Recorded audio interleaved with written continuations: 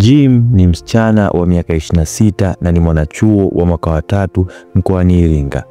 Nyumbani kwao ni mkoa wa Sumbawanga, na huko alichukuliwa na mjomba wake akiwa na umri wa miaka 11 tu baada ya wazazi wake kufariki katika ajali mbaya huko mkoani Songwe.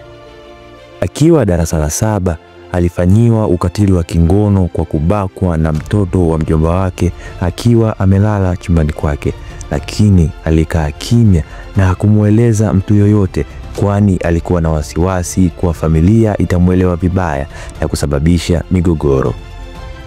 Mwezi wa 9 mwaka 2024 alifikishwa kituo cha polisi dawati la jinsia na watoto baada ya kulawitiwa na mpenzi wake ambaye walikutana kwenye night club moja hapa Iringa, ambapo huko walikubaliana waende nyumbani kwa mpenzi wake huyo wakafanya mapenzi na kumwahidi kuwa atampatia shilingi 300,000 baada ya kumtimizia haja yake.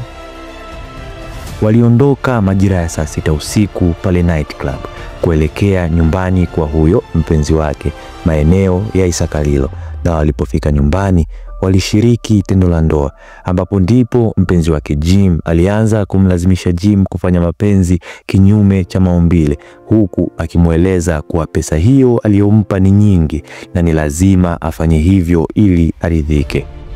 Jim alimkatalia na kusema kuwa hawezi kufanya hivyo kwani hajawahi na si sahihi kufanyiwa hivyo, lakini mpenzi wake aliendelea kumlazimisha kufanya mapenzi kinyume na maumbile, huku akimueleza kuwa yeye akutana kimwili na mwanamke ni lazima afanye hivyo ndipo anaridhika. Jim aliendelea kuwa mgumu, na ndipo mpenzi wake alipochukua kisu na bisibisi na kumueleza kuwa asipokubali atamuua. Jim alikubali kufanya mapenzi kinyume na maumbile ili tu mpenzi wake asimuue, na wakati anafanya mapenzi alijisikia maumivu makali sana tumboni na sehemu za haja kubwa.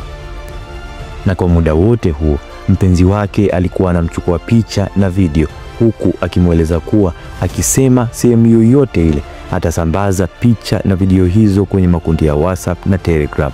Hali iliongeza hofu kwa Jim.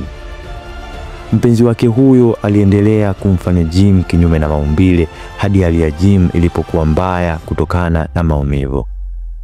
Wakati mpenzi wake anafanya vitendo hivyo, alikuwa anakunywa pombe kali, ndipo alipopata usingizi na kulala. Hapo sasa Jim akapata nafasi ya kwenda kuomba majirani msaada kumuokoa, lakini majirani nao waliogopa kutokana na tabia mbaya za mpenzi wake.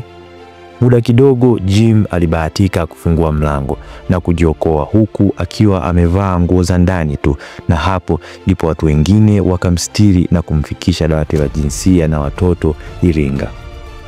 Maswali ya majadiliano. Je, mtindo wa maisha ya chuo unaweza kupelekea mtu kufanyiwa ukatili wa kijinsia tukitumia stori hii ya Jim? Je, mahusiano ya mapenzi na mtu usiyemfahamu vizuri na maisha ya night club yanaweza kupelekea ukatili wa kijinsia tukitumia story ya Jim? Na je, mfumo wetu wa haki jinai na sheria za nchi yetu zinamsaidiaje muathirika wa ukatili wa kijinsia kama zinavyomtendea mtuhumiwa wa kosa la ukatili wa kijinsia? Je, adhabu zinazotolewa na vyombo vya haki jinai na sheria zetu zinatusaidiaje kutokomeza ukatili wa kijinsia kama kauli mbiu ya 2024 ya siku 16 za ukatili inavyojieleza?